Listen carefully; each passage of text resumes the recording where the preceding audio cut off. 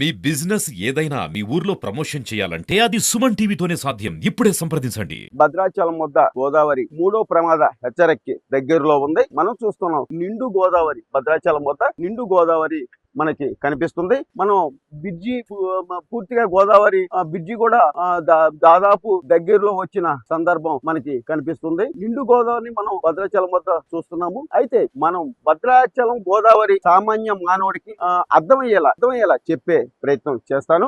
Bhadrachalam Godavari bridge కనపడింది కదా మనకి. ఆ బ్రిడ్జి దగ్గర నుంచి వస్తుంటే మనకి టీ ఆకారం కనపడుతుంది. భద్రాచలం సిటీలోకి రాగానే లెఫ్ట్ సైడ్ వచ్చి మనకి దుమ్మగూడెం, చర్ల, వెంకటాపురం, వాజేడు, పేరూరు దగ్గర నుంచి కూడా ఛత్తీస్గఢ్ ఛత్తీస్గఢ్ లో భారీ వర్షాలు కురుస్తున్నాయి. భారీ వర్షాలు గుండా వచ్చే వర్షం నీరు, వరద రూపంలో వర్షం నీరు అది మొత్తం కూడా చర్ల దగ్గర తాలిపేరు ప్రాజెక్ట్ లో చేరుకొని ఆ ప్రాజెక్టు గుండా భద్రాచలం వద్దకి ఇక్కడికి చేరుకుంటుంది. అప్పుడు ఆ వాటర్ మొత్తం కూడా మనం చూస్తుంది భద్రాచలం వద్ద గోదావరి ఇలాగా నిండు గోదావరి లాగా మారింది. అయితే ఇప్పుడు మనం ఆ టీ ఆకారంలో మనం రైట్ సైడ్ చెప్పుకుందాం. రైట్ సైడ్ లో మనకి నెల్లిపాక తర్వాత కోనవరం తర్వాత విఆర్పురం, చింతూరు దగ్గర శబరి నది చింతూరు దగ్గర ప్రవహిస్తూ ఉంటుంది. ఇప్పుడు ఈ గోదావరి నుంచి వెళ్లే వాటర్ మొత్తం కూడా శబరి అక్కడ శబరి నది దగ్గర మనకి రెండు నదులు కూడా అక్కడ కలుస్తాయి. కలవడంతో అక్కడ శబరి పోటెత్తడంతో భద్రాచలం వద్ద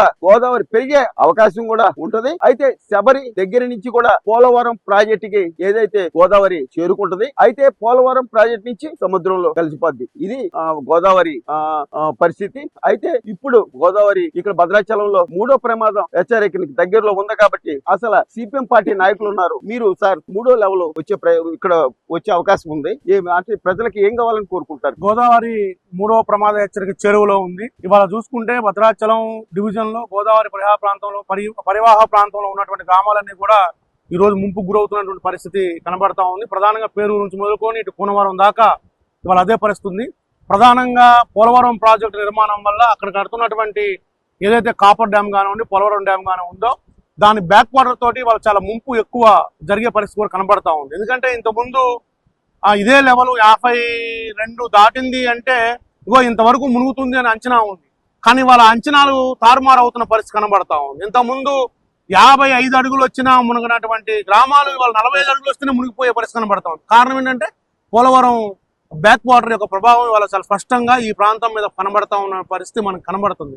అందుకోసం తక్షణం రెండో అంశం ఏంటంటే ఇక్కడ భద్రాచలం పట్టణంకి కరకట్ట ఒక ఆయువుగా ఉన్నప్పటికీ కరకట్టని స్ట్రెంథన్ చేయాలి, దీన్ని ఇంకా పటిష్టపరచాలి, దీన్ని పొడిగించాలి అని చెప్పేసి గత అనేక సంవత్సరాలుగా మొత్తం భద్రాచలం పట్టణ ప్రజలు కోరుతా ఉన్నారు. వాళ్ళ తరఫున సిపిఎం పార్టీ ఇప్పటికే 2-3 దఫాలుగా పాదయాత్రలు చేసింది, ప్రభుత్వం దృష్టికి తీసుకెళ్ళింది.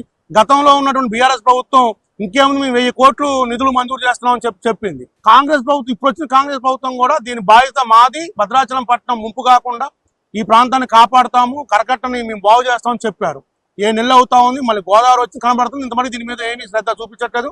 తక్షణం చేయాల్సిన అధికారులు ఇక్కడ ఏదైతే కరకట్ట ఉందో ఈ కరకట్టని చెంతం చేయాలి, అలాగే పొడిగించాలి. ఇటు మీరు చెప్పినట్టుగా టీ ఆకారం ఉన్నటువంటి ఆ చెర్ల వైపు ఎటు చూసుకున్నా మన దొమ్ముడు వరకు ఇటు పొడిగించాలి కరకట్టని.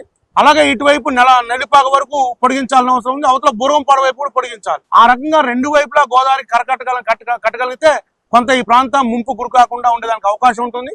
అలాగే వెంటనే పునరావాస కేంద్రాలకి ప్రజల్ని తరలించాలి, వారికి కావాల్సినటువంటి సౌకర్యాలన్నీ కూడా కల్పించాలని చెప్పేసి వాళ్ళ సిపిఎం పార్టీగా మేము కోరుతా ఉన్నాం. అయితే దాదాపు ఇప్పుడు రెండో ప్రమాద హెచ్చరిక వచ్చి 48 దాటి ఇప్పుడు 52 చెరువులో ఉంది. మూడో ప్రమాద హెచ్చరిక 53. ఇప్పుడు ఎవరికి కూడా ఎటువంటి ఇబ్బంది కలుపుకోకుండా అధికారులు అన్ని ఏర్పాట్లు చేస్తున్నారని చెబుతున్నారు. వీడియో జర్నలిస్టు బాలసూర్యతో Nagaraj, Suman TV, Bhadrachalam. Water studio.